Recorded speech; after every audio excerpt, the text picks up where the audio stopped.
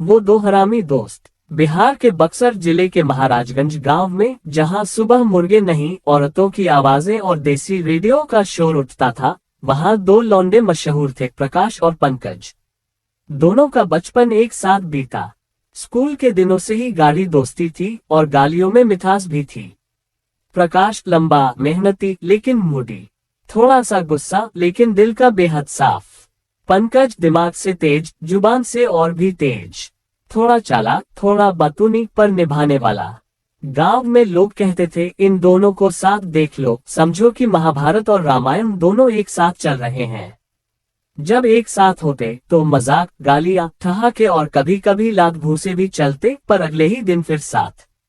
एक दिन दोनों चबूतरे पर बैठे थे, बीड़ी सुलगा रहे थे। अबे पंकज, साले तू कल खेत गया था कि लक्ष्मी के प्रकाश बोला। पंकज मुस्कुराया, अबे हरामखोर, तू खुद क्या कर रहा था ग्वालिन की दुकान पर? दूध चाहिए था या उसकी मुस्कान? दोनों ठहाका मार के हंसे। पास बैठा बुजुर्ग भी मुस्कुराए बिना ना रह सका। गांव की हवा में इनकी दोस्ती की खुशबू थी, देसी, गालीबाज लेकिन दिल से।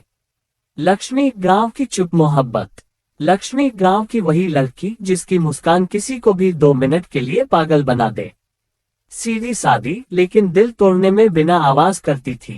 प्रकाश उसे चुपचाप देखा करता था। जब वो कुएं से पानी भरती थी तो प्रकाश पास से यूं निकलता जैसे बस हवा बदलनी हो। पंकज सब जानता था, मगर वो भी लक्ष्मी को दिल से चाहता था। फर्क बस इतना था, पंकज बोलने की हिम्मत रखता था और प्रकाश, वो सोचता ही रह गया। एक दिन दोनों मेला देखने गए। लक्ष्मी वहां थी, सुंदरता ऐसी कि झूला भी शर्म से हिलना भूल गया। प्रकाश ने हिम्मत की, लक्ष्मी थोड़ी देर बात कर सकते हैं? लक्ष्मी मुस्कुराए, बोलो प्रकाश, सब ठीक। इतने में पीछे से पंकज आया, अबे प्रकाश चल न, तेरा बाप ढूंढ रहा है। प्रकाश हड़बड़ा गया, अबे साले यहीं खड़ा हो अभी। पंकज जबरदस्ती उसे खींचकर ले गया। उस रात पंकज ने खुद लक्ष्मी से अपनी दिल की बात कह दी। गालियों में टूटी दोस्ती। अगले दिन गांव में चर्चा थी, लक्ष्मी और पंकज की बात पक्की हो गई। प्रकाश के लिए जैसे आसमान फट पड़ा। उसके अंदर की चुप मोहब्बत उसके ही दोस्त ने चुरा ली थी। वो खुद को कोसता रहा, साले तू कुछ बोला ही नहीं, और वो हरामी बोल गया। शाम को चबूतरे पर दोनों आमने सामने थे। प्रकाश, अबे साले पंकज, तू मेरा भाई था या भेड़िया? पंकज, अबे चूती, तू कब बोला? लड़की कोई चीज है क्या जो बुकिंग करा के रखोगे? प्रकाश, तो मेरी पीठ पीछे करना जरूरी था। मर्द है तो सामने करता साले। गाली, धक्का, फिर हाथापाई।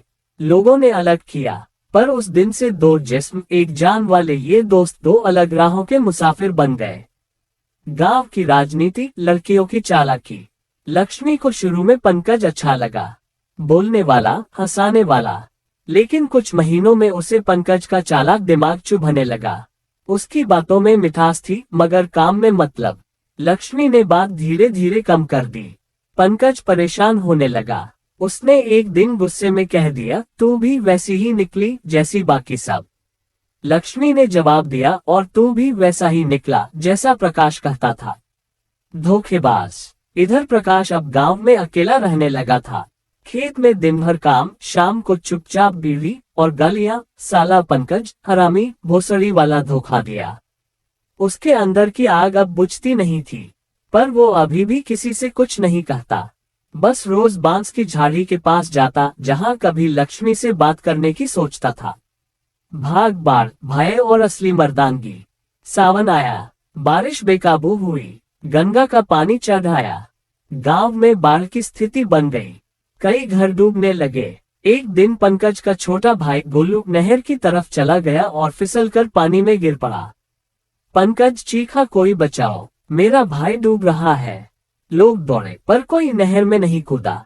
पानी तेज था, प्रकाश खेत में था। आवाज सुनी, दौड़ा और बिना कुछ सोचे पानी में कूद गया। गांव वालों की सांसें थम गईं। प्रकाश ने बच्चे को पकड़ लिया और किसी तरह किनारे तक लाया।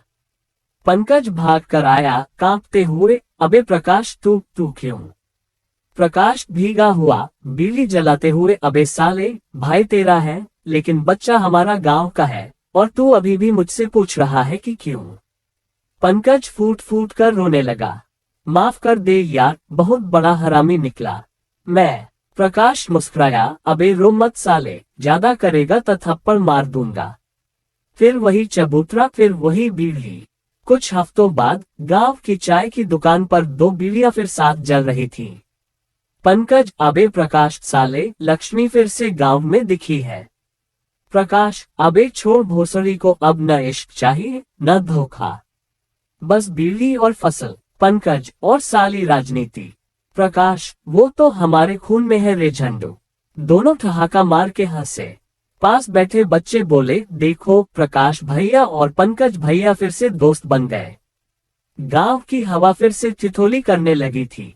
अंतिम पंक्तियां। गांव की कहानियों में प्यार, धोखा, राजनीति और गालियां सब एक साथ चलते हैं। गालियां यहाँ गुस्से की नहीं, अपनापन दिखाने की भाषा होती है। और प्रकाश और पंकज की कहानी यही सिखाती है, गाली देकर जो दोस्ती निभाए वो ही असली यार होता है।